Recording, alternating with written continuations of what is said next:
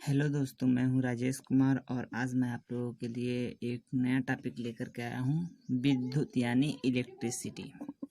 आज मैं आप लोगों को इस चैप्टर में बताऊंगा कि आवेश क्या होता है, विद्युत बल क्या होता है, विद्युत धारा क्या होती है, विद्युत धारा और आवेश का मात्रक क्या होता है, विभव क्या होता है, विभवांतर क्या होता है।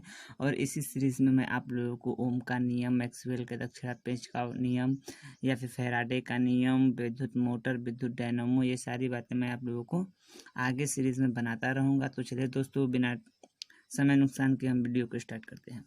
तो चलिए दोस्तों, हम स्टार्ट करते हैं। सबसे पहले हम देखेंगे कि विद्युत आवेश का मतलब क्या है, कि विद्युत आवेश क्या होता है। तो आपने देखा होगा, जब कभी हम दो वस्तुओं को आपस में रगड़ते हैं और रगड़ करके उसे पास ले जाते हैं या फिर दूर लाते हैं, तो होता क्या है कि उसमें या तो आकर्षण होता है या फिर प्रतिकर्षण होता है। इनमें से कोई ना कोई एक गुण जरूर होता है।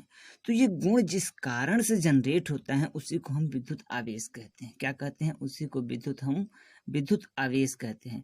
जैसे हमने क्या किया, कभी हम अपने कंघी को लेते हैं, बाल में रगड़ करके और कागज के टुकड़ों के पास ले जाते हैं, तो कागज अपनी तरफ आकर्षित हो जाता है। तो ये जो गुण होता है आकर्षण करने का, मतलब जिसके कारण ये आकर्षण या प्रतिकर्षण का गुण उत्पन्न होता है, वैद्युत, इसको आकर्षण और प्रतिकर्षण के गुण को हम वैद्युत बल बोलते हैं।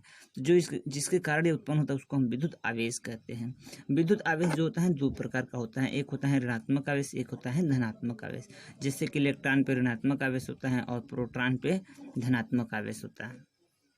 इसके बाद आता है वैद्युत बल क्या है। तो अभी हमने बताया आपको कि आवेश के कारण वस्तुओं में आकर्षण और प्रतिकर्षण का जो गुण उत्पन्न होता है, इसी को हम बोलते हैं वैद्युत बल।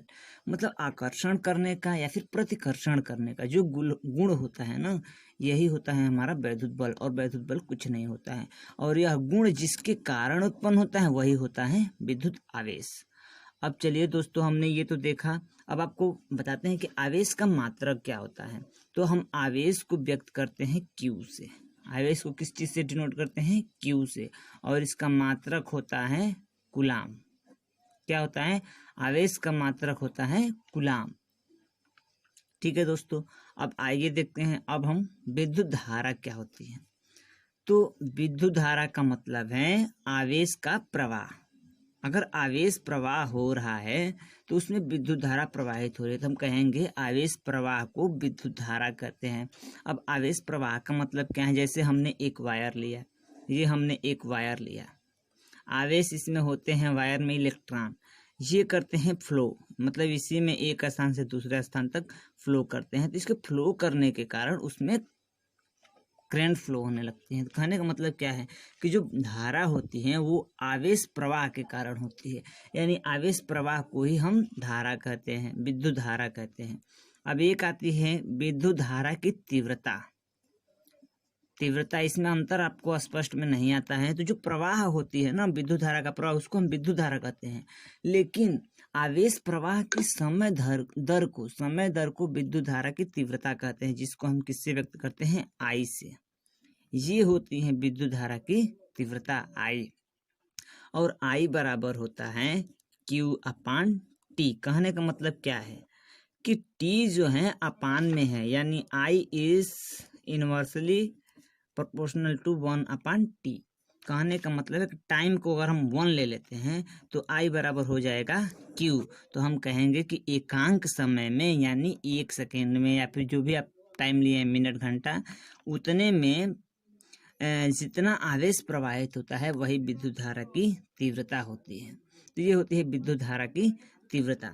उसके बाद आता है भाई विद्युत धारा का मात्रक क्या होता है। तो हम देखें तो I बराबर क्या हमने बताया? I बराबर हमने बताया आपको Q/T।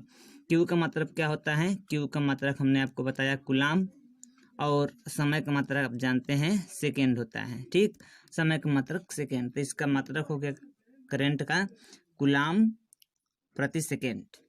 लेकिन इसको हम व्यक्त करते हैं स्टैंडर्ड, इसका SI मात्रक होता है एम्पियर। इसका SI मात्रक क्या होता है? एम्पियर। करंट का SI मात्रक जो होता है वो होता है एम्पियर। ये हो गया। उसके बाद हम आपको विभव बताएं, विभव क्या होता है। अब इससे पहले आपको बताना पड़ेगा कि जैसे मान लीजिए ये कोई वायर है, जैसे यहाँ पे ये कोई वायर है, जब इसमें विद्युत धारा प्रवाहित किया जाता है तो इसके चारों ओर वैद्युत क्षेत्र एक उत्पन्न हो जाता है। क्या हो जाता है? वैद्युत क्षेत्र। इलेक्ट्रिक फील्ड प्रोड्यूस होती है, मतलब चारों तरफ से इसका एक चारों तरफ से एक आवरण बना लेता है। इतने दूरी में अगर आप जाएंगे तो वहां पे शॉक लगने की संभावना होती है। ठीक, तो ये विभव का मतलब होता है कि अनंत से एकांक आवेश को, एकांक आवेश का मतलब क्या है कि Q जो अपान में हो गया, Q जो हो गया वो अपान में हो। एकांक का मतलब यही होता है कि उसको Q को अपान में कर दीजिए। एकांक आवेश को अनंत से विद्युत क्षेत्र के अंदर ले जाने में किया गया कार्य जो होता है विद्युत विभव होता है। क्या होता है? विद्युत विभव। एकांक समय में, जैसे मान लीजिए ये हमारा कोई वायर है, ठीक, तो अनंत से वैद्युत क्षेत्र के अंदर लाने में आवेश को जितना कार्य किया जाता है वही होता है विभवांतर। विभवांतर को हम व्यक्त करते हैं V से, और V बराबर होता है W/Q, जहाँ W क्या है? कार्य है, कार्य का मात्रक जूल और Q का मात्रक होता है कूलाम। तो आपके विभव का मात्रक हो जाएगा जूल प्रति कूलाम, लेकिन इसका जो SI मात्रक होता है वो होता है वोल्ट। तो इसका मात्रक एक होता है वोल्ट, ये SI मात्रक होता है किस चीज का? विभव का। अब विभवांतर क्या होता है? तो दो विभवों के अंतर को विभवांतर कहते हैं। जैसे मान लीजिए यहाँ से हमने अनंत है, ये हमने अनंत से यहाँ पे लाया एक बार, ठीक, और यहाँ से एक विभव यहाँ पे हो जाएगा, और फिर हम इसको एक बार यहाँ से अनंत से यहाँ पर ले आए, तो दो विभव हो गया। दोनों के अंतर को, बड़े में से छोटे को घटा देंगे तो उसी को हम बोलते हैं विभवांतर। यानी वैद्युत क्षेत्र के अंदर किसी एकांक आवेश को एक बिंदु से दूसरे बिंदु तक ले जाने में किया गया जो कार्य होता है वो विभवांतर कहलाता है। विभवांतर को भी V से व्यक्त करते हैं। V बराबर होता है W/Q। इसका भी मात्रक वोल्ट ही होता है। क्या होता है? इसका भी मात्रक वोल्ट होता है। तो ये सारी चीजें हैं इसमें। अब मैं आप लोगों को अगले वीडियो में ओम का नियम बताऊंगा, और इसके आगे का जो टॉपिक होगा मैं आपको अगले वीडियो में बताऊंगा। थैंक्स।